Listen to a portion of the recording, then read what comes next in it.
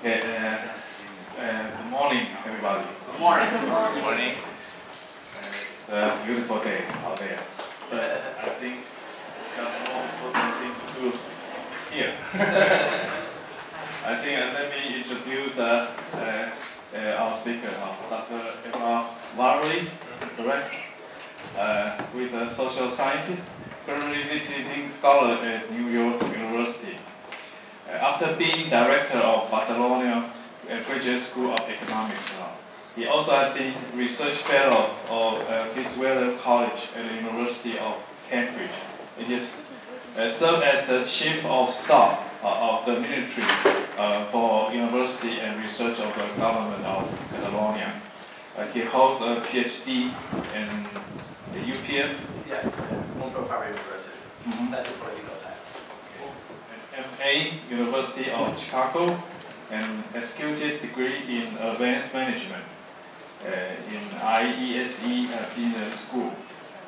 His doctoral research devoted to analyzing the case of Scouting as a global movement was pursued during his 2-year stage at Cambridge. With a dissertation, Global Citizenship Education, study of the ideological basis, historical development, international dimension, and values and practice of World Scouting. The thesis community was chaired by Federico Mayer Garza, former director of the UNESCO. The dissertation became the first academic research ever on the World Scout movement as a whole, and has been published in the book called World Scouting, Educating for Global Citizenship. I think I cut short the introduction. I know everybody is waiting for the speech.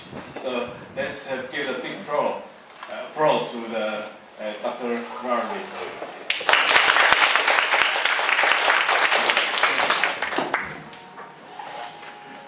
Thank you very much for having me and for inviting me.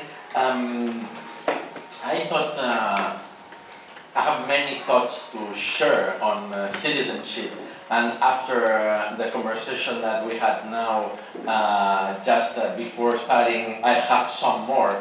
So and I hope that I don't give you too much information. That is why I decided to give you these notes that I prepared for the talk, because maybe some of the things I'm going to try to summarize. And if you want something of this to be more developed or more extended, you just let me know, or you have the information here.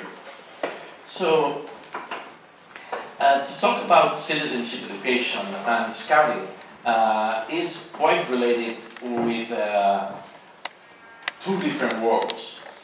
The world of education, that means several things, and the world of citizenship that has other different universes.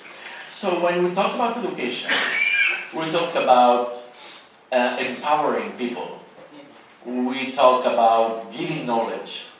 We talk about envisioning future. And when we talk about citizenship, we talk about duties, about rights, about legal status, about government.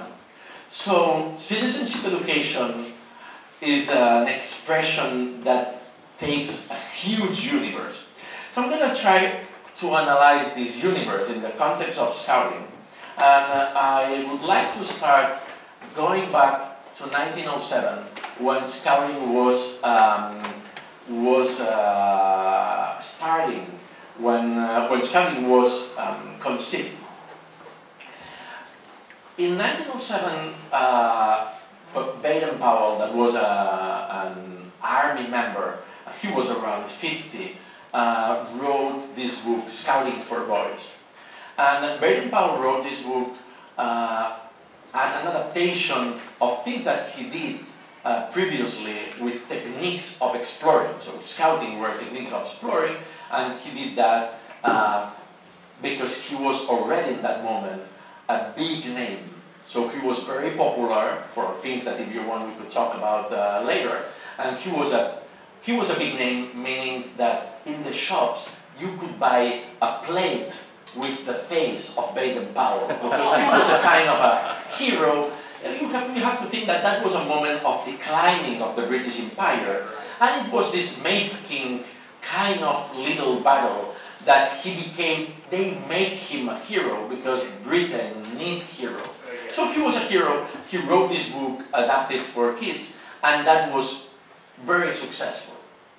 But in this book, we have the first concept or the first reference to citizenship, because the book, Scouting for Boys, has a subtitle, a handbook for instruction in good citizenship. Yeah. Now, what is the meaning of citizenship in that context? We have to think that Britain is, although it was an empire in that moment, it is a country that had a liberal revolution a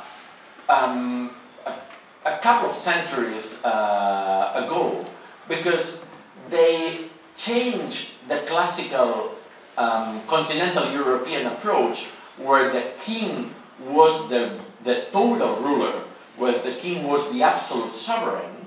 They changed it to a model where the king was balanced by the parliament. So when in Scouting for Boys you start talking about that Scout is loyal to the king, we have to think that the king in the British context is not an absolute king, is not an authoritarian head of state. It's a person that represents the country and that is balanced by a representative system. And this is the same with the religion, because in Scouting for Boys you say that the Scout is loyal to the king and to God. But remember that since Henry VIII, in Britain, the religion is Anglicanism, meaning that they take Christianity and they transform the king as the head of the church.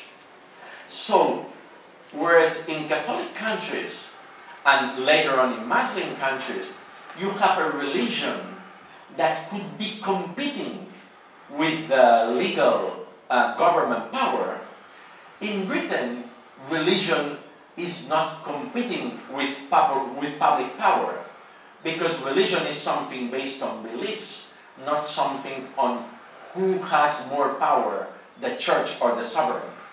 So, whereas in the Catholic countries you have the Vatican and the Pope, which is very powerful and could say this law of abortion is bad, this law of divorce is bad. In the Anglican society, the king is the head of the church. So when you talk about this duty to God, you are talking about your inner life. You are not talking about someone that could compete with your duties as a citizen. So this British context is very relevant.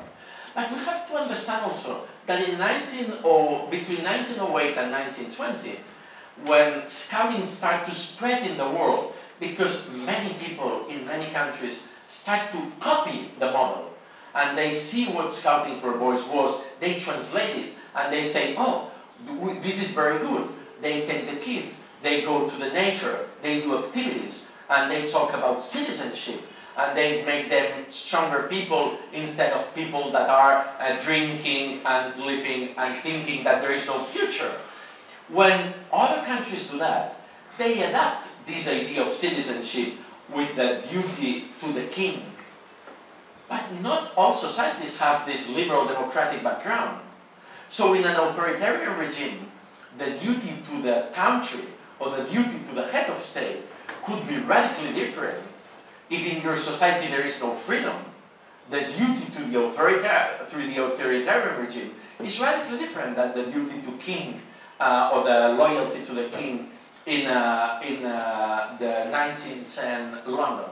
And this is very relevant because people took the model of early Scouting from many countries, but no one realized this subtle difference on their reality and the British reality.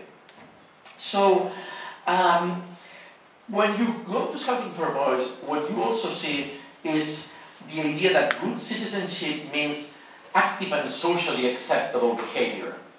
So, active citizenship in the context of Scouting for Boys is that you are a citizen that behaves properly.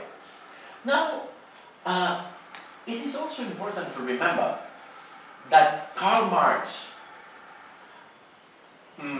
conceived all his theory against capitalism in Britain, precisely.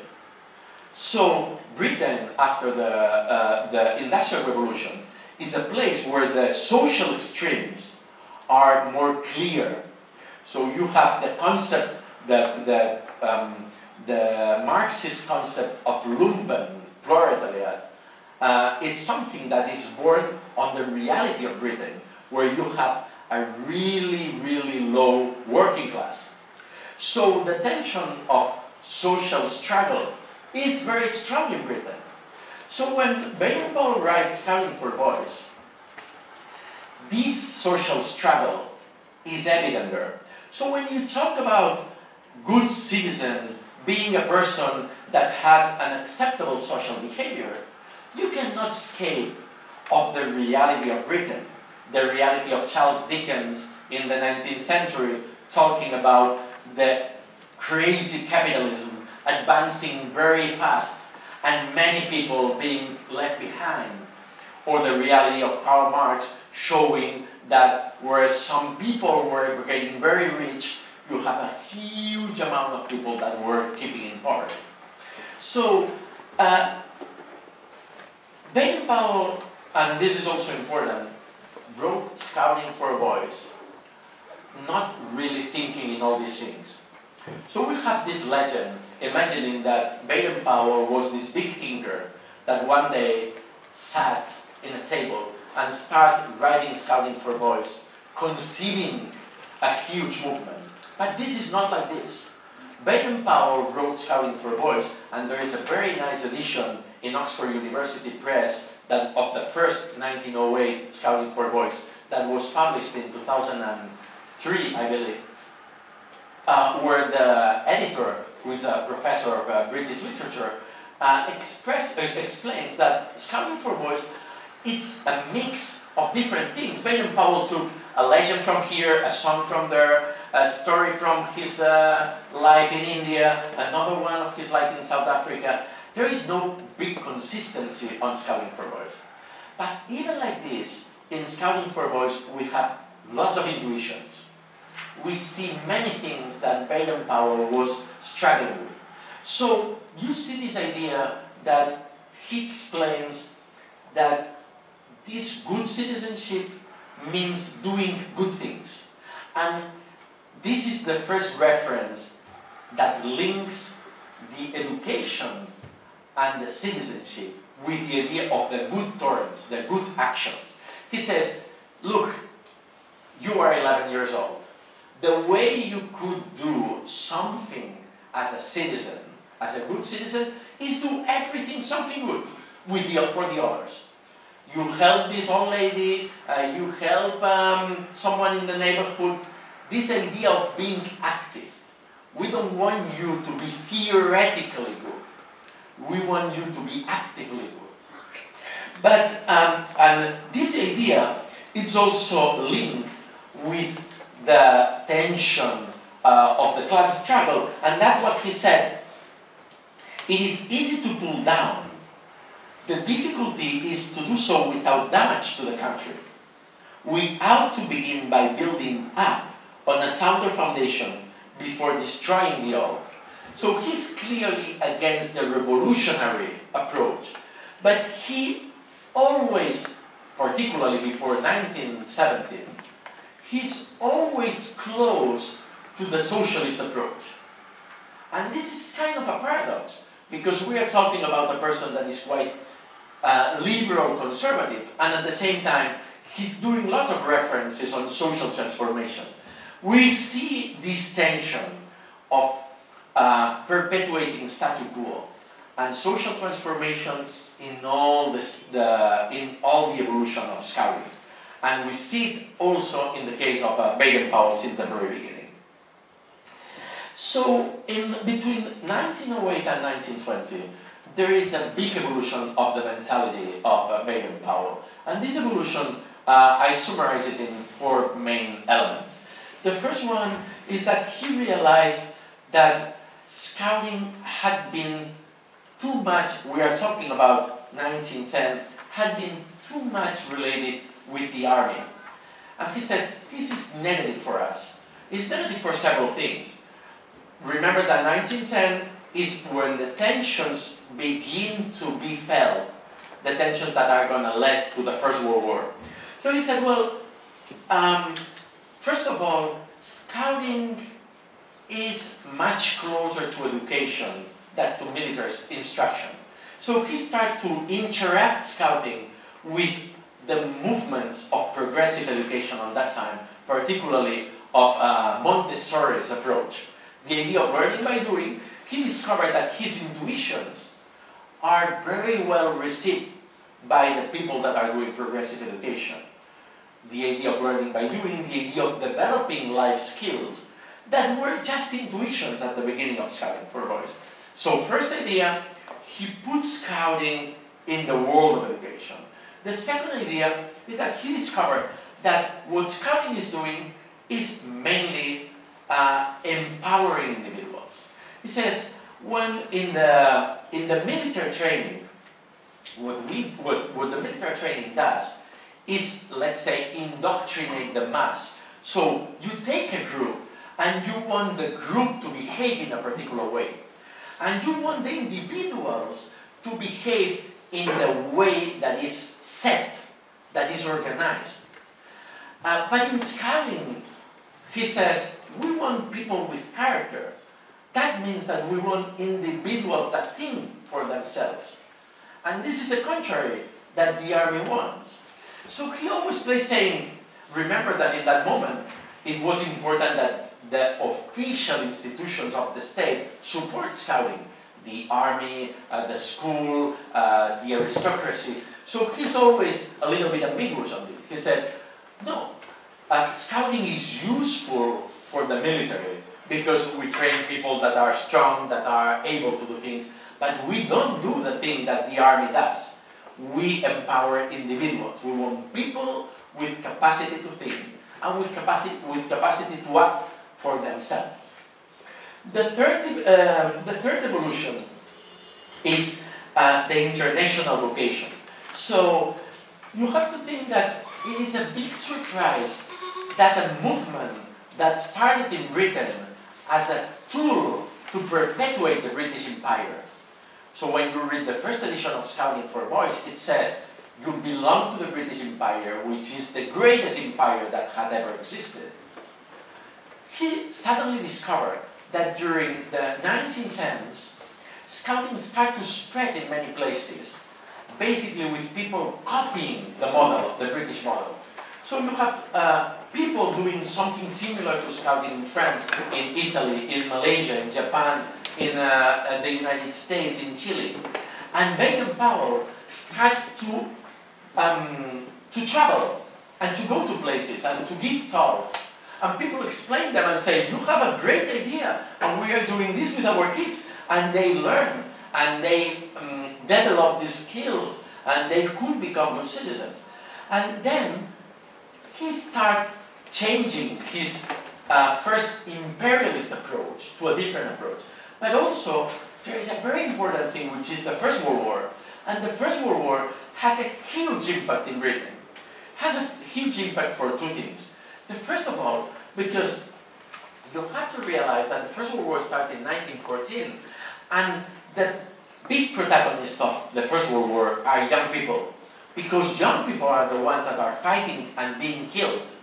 So suddenly what you have in Europe is young people that are of the age of Scouting, killing each other.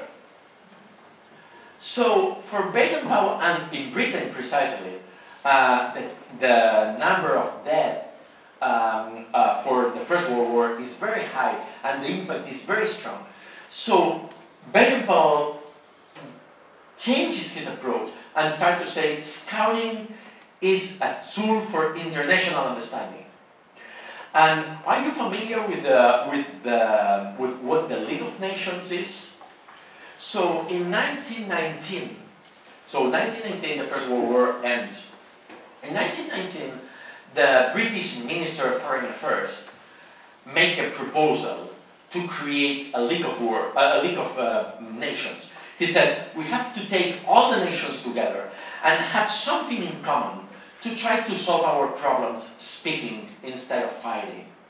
And President Wilson from the United States takes this idea and makes a big proposal in 1920 saying we have to create the League of Nations. And the League of Nations existed during the 20s and is the precedent of what the United Nations was a couple of decades later. But it was a big failure because the Congress of the United States didn't authorize the American government to enter, the Soviets boycotted. So the League of Nations was never a success, but it was a conceptual success because it was the first time that in the world history the nations could share somehow sovereignty, and even more important, they start to create the concept that something close to global citizenship existed. The idea that something bigger than your country is there with duties for you. So Baden-Powell was very close to this idea, up to the point that when in 1919 the British Minister of Foreign Affairs promoted the idea of the League of Nations, Baden-Powell became the vice president of the League of Nations Union, that was an association promoting the idea of the League of Nations.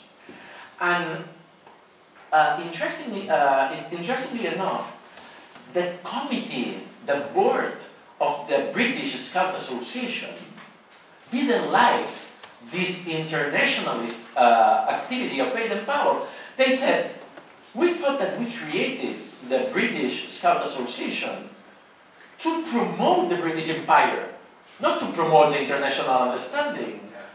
And here you see again this tension between the institutionalized reality of Scouting and the ideology that is behind Scouting. So Baden-Powell wrote several letters saying, Scouting is like the youth organization of the League of Nations, because we teach people to be good citizens, to solve things through dialogue, and to be brothers of every other scout everywhere in the world. So this idea had been in the fundamentals of Scouting since then.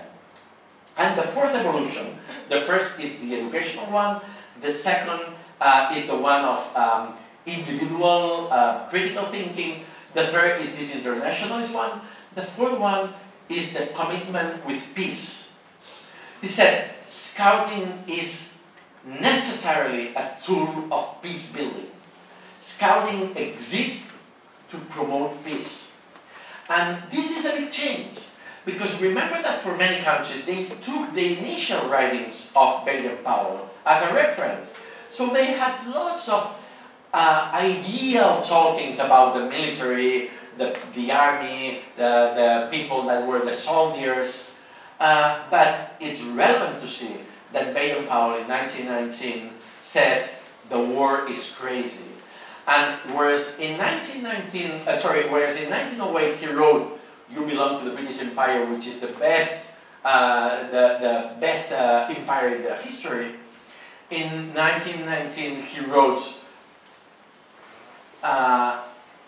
"The crazy war shows us that there is no nation better than another. So we cannot say anymore that there is one nation better than another." This is a huge change, because when we talk about citizenship education, we are talking also about patriotism, about belonging to your community. But it's very different if this belonging is a belonging only to your community than if this belonging and these duties are related with the limits of internationalism and peace. So, I'm not going to read it now, but I wrote here for you the extract of writing an article that he wrote in 1912 that is called The Other Fellow's Point of View, where he emphasized the idea that the individuals must have critical thinking. He says individual power of judgment. They have to see what the other thinks before deciding what to do. And he wrote this in 1912. So the idea of citizenship is radically different when you imagine that the citizens are the ones that passively do what the government say, or when they have to decide by themselves what is right and what is wrong. And also in 1919, I also quote another important book, which is Aids to Scout Mastership. It's a relevant book because this is a book that he wrote 10 years after Scouting for Boys, and this is focused on the educators, on the leaders. And in this book, he is much more elaborated than in Scouting for Boys, and he says, well, when we talk about active citizenship, what we say is that we want individuals to worry about what happened in their country and to be active on solving the social problems, on doing their best to make changes in society. So let me jump here. We could talk a little bit about this later if you wish. Let me jump to the idea of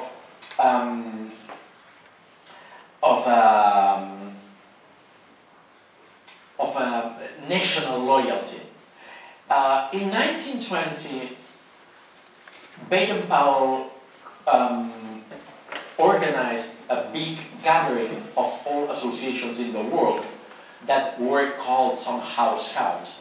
And this gathering, that was the first World Jamboree, the participating countries, they were around 30 countries. In that moment, there existed around 40-something independent countries in the world. So it was like 2/3 of the independent countries in the world in that moment. In this gathering, these countries decided to create a world organization that was called the Boy Scouts International Bureau, later on the World Organization of the Scout Movement. So this subject was the first time that you have a world subject on Scouting.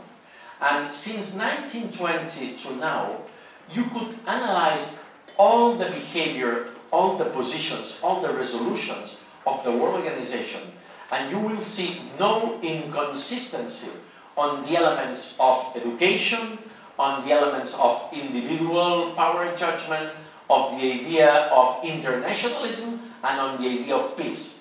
This is very relevant because many historians analyze the contradictions of Scouting and they say, oh, Scouting depends on what you see. If you read this or if you read that, but those are the controversies of British Scouting in the early ages when Baden-Powell is evolving. But when you take the global subject that is going to be the authority for Scouting in the world since 1920 on, you see permanent consistency on these issues that are the basic elements of what Scouting is.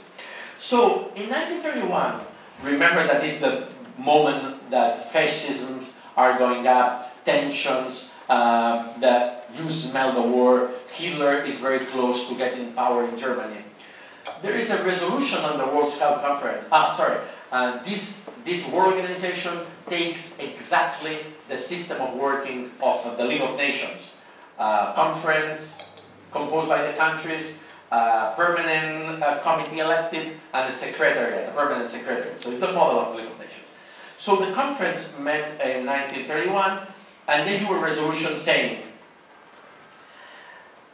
the conference desires to make it clear that in the Scout promise, the promise of duty to my country means duty to the constituted authority of the country concerned. This is something that could be normal from the British point of view, but somehow is saying, we don't want Scouting to be a tool for revolution. Now, I wonder, and as explained here, what would it happen if the Germans had invaded the United Kingdom like they invaded France, and they had ruled Westminster?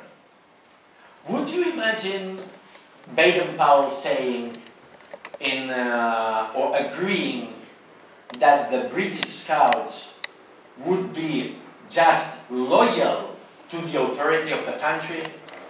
Of course not.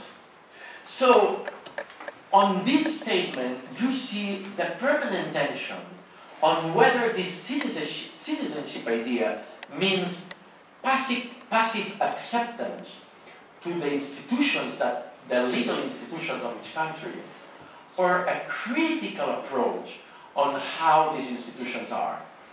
For instance, we see what happened in Egypt with the revolution against Mubarak.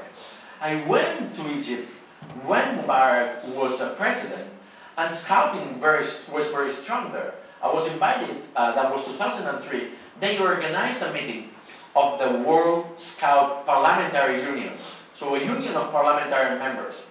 And I remember that Scouting was a very institutionalized movement. They were very close with the Mubarak regime. But a few years later, when I saw directly through Facebook how people in Egypt were fighting against the Mubarak regime, I realized that many of the scouts that I met in Egypt were being active there. So you see always this tension, which is something that Scouting as an institution cannot control. Because if you empower individuals, these individuals at the end are leaders of their own action. They cannot be directly controlled. So let me, with this, jump to the idea of citizenship education as third essential aim of Scouting. I wrote here what constitutionally is the purpose of the Scout movement, and which is the purpose that is the same for Scouting everywhere in the world. It says, the purpose of the Scout movement is to contribute to the self-development of young people in achieving their full physical, intellectual, social, and spiritual potentials as individuals, as responsible citizens, and as members of their local, national, and international communities. That means several things. The first one is that the purpose of Scouting is education, is empowerment of individuals. We want to contribute to the self-development of young people in achieving their full potentials as individuals. And this is very relevant because citizenship education is the second step. We want empowered individuals, and we want these empowered individuals to be responsible citizens. And then you complement this concept of responsible individuals saying, we want them to be responsible individuals as members of their local, national, and international communities. So we said, you cannot have Scouting avoiding that citizens should be active in the three levels. If you say, we are only French Scouts and we don't care about the world, this is not Scouting. If you say, we are only worried on training citizens and we forget about how these citizens are as individuals, we are not doing Scouting. We do Scouting because we empower individuals, we make them responsible citizens, and we want them to be citizens of these three levels, of their immediate reality, on their reference community, on their world community. That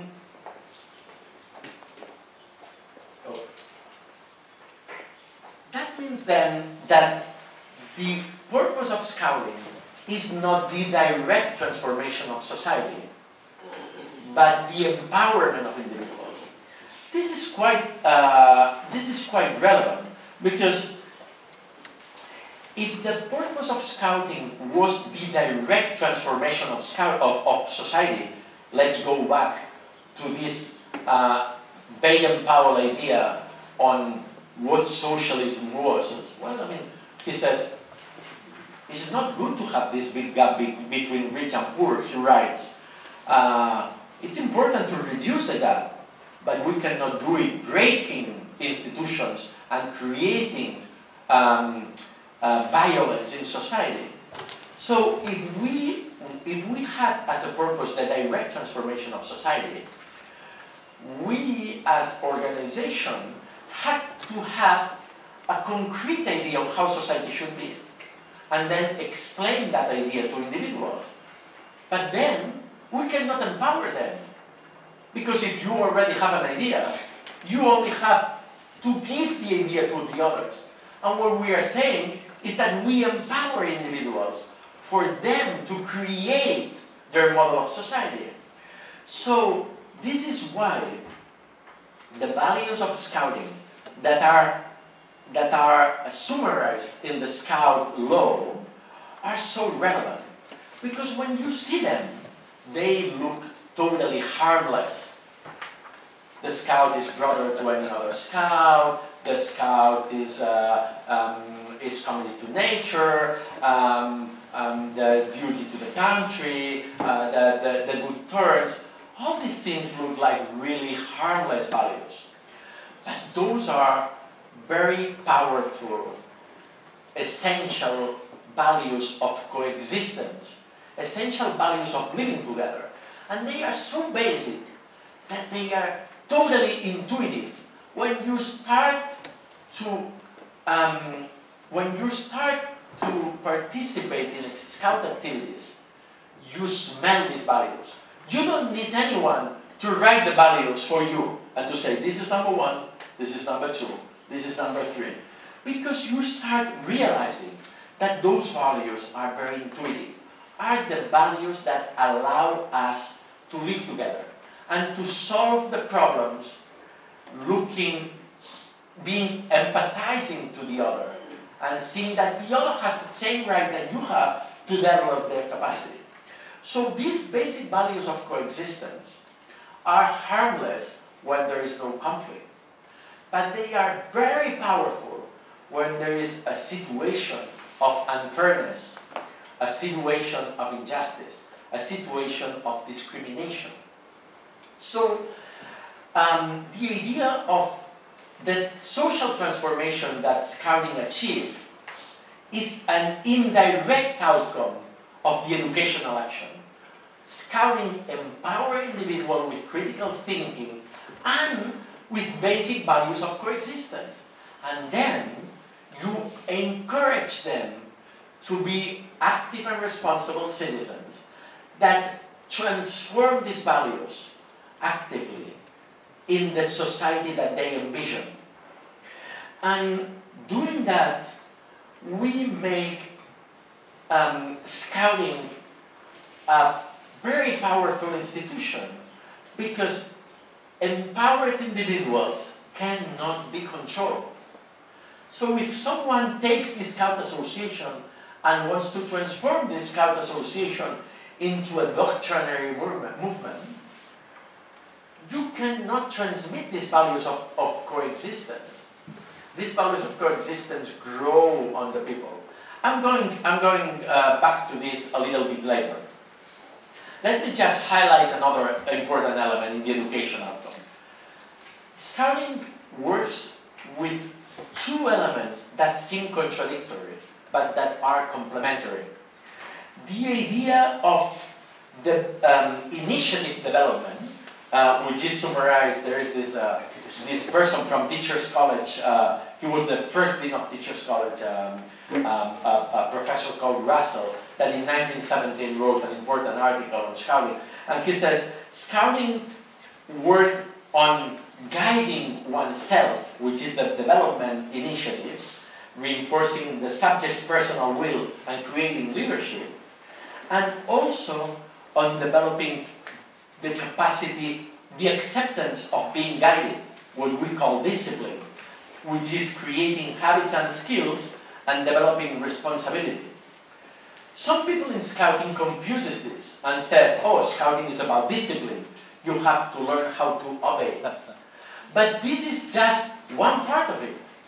Because we don't want these individuals to be like crazy people that are not able to live in society. So when you live in society, you have to be able to accept rules. You have to be able to accept consensus. You have to be able also to learn from people that are elder. But this is just one part of the story. The other part of the story is that if we empower individuals, we want these people to be able to guide themselves, which means also to be able to challenge the rule. You learn how to accept the rules. You accept the discipline to then be able to challenge that discipline, or to be able to challenge these rules if you think that that was not right. That's why that makes a big difference with the classical discipline approach, saying, you learn what I'm telling to you because I am the one who knows it and you are the one who learned it. No, we want individuals who say, yeah, I obey you now because I'm also being empowered to challenge what you do if I later on believe that what you do is not right. Another relevant element for Scouting education and for citizenship education is the interaction of Scouting with identities. So Scouting takes, as I said at the beginning, national identity and religious identity and put them in the middle of its citizenship education. He says the Scouting is loyal to his country, the Scouting has a duty to his religion, and we also learn that those references in 1908 Britain are very different than, for instance, in an authoritarian regime in that same time. But the interesting thing is that after 1920, when Scouting became properly worldly organized, and the legitimacy lies in this world organization, you put together all countries, all identities, and all religions. So, interestingly enough, in Scouting you are promoting the patriotism, the commitment to your country. You are promoting the commitment to your religion. But at the same time, you are saying that the other people that are also Scouts, that are your brothers, are developing the loyalty to their country and are developing the loyalty to their religion. That means that you are limiting the scope of your patriotism and you are limiting the scope of your religious belief. Because it is conceptually impossible to say that your country is the best country in the world if you are in a world community where you are brother of other people that also believe that their country is the best country in the world. So you have to learn how to balance your national identity and your sense of global belonging. And you could do that just also intuitively, because just with the idea that you belong to a world movement, it's impossible to believe that your right as a national is stronger than the right of another Scout as a national. So intuitively you understand that the extreme approach of nationalism is something that you cannot live with. And that exactly happened the same with religion. So if I'm in a religious community that has the tendency to be exclusionary, the religious community that believe that the people with different faith are wrong and you are right, and then you belong to a movement where people of different beliefs are your brothers, and this is their way to develop their duty to God, then you have to have a quite more ecumenical approach to religion. You cannot have an approach saying the other is wrong, the other should be killed, or the other should be converted. But this is not written in that way. This is something experiential, and for this, on this, we go to the main element of how Scouting education works, which is the learning by doing. It's the experiential approach. You don't need to go and teach. You have your religion, the other have their religion, therefore, maybe the other is not wrong. Or maybe it's not that important whether you are wrong or not. So therefore, maybe the relevant thing is that your religious values should be together with your values of coexistence of Scouting. So when someone tells you in name of the religion, kill the other, maybe this one is clashing with the values of Scouting that you have, which are also the values that you have as citizen. You don't need to write all of this, because this is intuitive. You work in Scouting in the way that people understand that their idea of citizenship is the consequence of these values, these inclusive values of coexistence, and that their duty to country and duty to the religion is limited by the way you belong to something bigger, to something wider, which is your global citizenship in modern expression, world brotherhood in traditional expression. So, but here I also wrote something related with the idea of global citizenship, and we could talk about this later. The idea of global citizenship is not mainly normative. When we talk about global citizens, we don't talk about people that are fighting to create a world government with a particular kind of regime. So it's something more aspirational. We are referring that our individuals should have as a reference when they are citizens something wider than their national society. So global citizenship, I also put it here in the footnote, a reference of how Oxfam defined it. A global citizen is a person that is aware of what's going on outside his or her country, and this awareness also has some kind of duties as a citizen. So a global citizen is a person that when something is happening in Japan is worried, when something is happening in Ukraine is worried, when something is happening in Central Africa is worried. That is not just saying, I only care of what's happening in my country. But in Scouting, this is something that is related with these local, national, and international communities as references to citizens. Just an additional reference on that.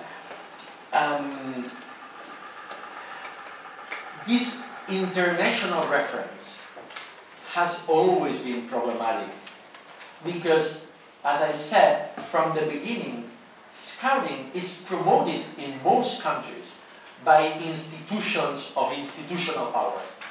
So institutions of like public authorities. So the army, the public school, etc. So in countries with regimes that are not liberal democratic, they say, oh, Scouting is a good tool to make citizens that are committed with the authority. They don't think in Scouting as a tool to empower individuals. They don't think in Scouting as a tool to avoid war, to avoid conflict. So you always have this tension, because someone could take just the aesthetics of Scouting and say, no, Scouting is duty to God and duty to the country. That's it. So when you talk about this global reference, it's something that is the consequence of how Scouting works. but also is permanently consistent since 1920 in all the references of the World Organization on what Scouting is. I wrote here a little bit, if you want, I don't know if you want me to extend a little bit on that, the approach on how Scouting do the learning by doing in citizenship, which is basically through service to community. I said this idea, this original idea of the good turn, the good action. This good action could be a little bit more transformed. You as an individual could do a good action every day, which means being active. But as a group, you could also do actions that help your community to be better. That could be something related with poverty, it could be related with environment, it could be related with economic development, it could be done in many ways. But the idea is that you become a citizen aware of what citizenship is through action. You don't do it in just theoretically. You understand that your action makes society to be better and makes you to be better. But the service to community should be consistent with the idea that we said, that we don't want to create a particular vision of how society should be. So service to community is related with these basic values of coexistence. This service to community is not something that is fighting against institutionalized power, but things that are intuitively harmless but very powerful. For instance, in Barcelona, my Scout association with Venture Scouts had been doing for more than a decade an activity together with an association that is called Architects Without Frontiers. And these Architects Without Frontiers, they said, well, in the old part of central Barcelona, we have lots of apartments that are very old, and that poor people live there, and the apartments are in very bad shape. So we want to help them to paint these places, to reinstall the electricity, to do things for them to have a more decent living. So Venture Scouts, together with these Architects Without Frontiers, go there and start doing activities on painting, on changing the electricity, on maybe changing the sanitary installations.